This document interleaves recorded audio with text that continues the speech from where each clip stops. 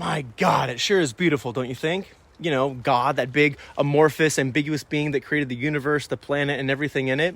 See, regardless of what religion you do or don't follow, the concept of God is a universal one going by many different names in many different cultures all around the world. And in many Eastern religions, indigenous worldviews, and early pagan religions, the manifest of God was seen in everything, every living and non-living being, from the trees and plants and animals to you and I, to the rocks and tiny bits of soil underneath our feet. Even in the early forms of the big three monotheistic religions, Judaism, Christianity, and Islam, God was seen in everything. This world and everything in it wasn't just their creation, it was them. And as society hummed along, the early sciences came about as a way of understanding the inner workings and rules of the world that God had created. You know, math, astronomy, physics, chemistry, and all that. And as us humans learned more about the world, eventually the idea of God being in everything shifted into God as a being outside of everything, way up there in the sky or somewhere else altogether.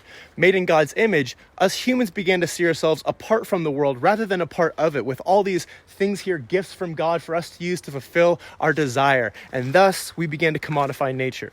This separation led us to value certain things over others, to eventually create capitalism, arguably a religion in itself, as well as prejudices that hierarchize people based on their religion, skin color, sex, or other traits, which justified the colonization of new lands as manifest destiny, and all sorts of other terrible injustices in the name of God that have unraveled since then to create the dumpster fire of a global society we live in today. But when we find ourselves in a moment of time looking out over a site like this, it's a reminder of the ludicrosity of the stories we've created to try to separate us from this place.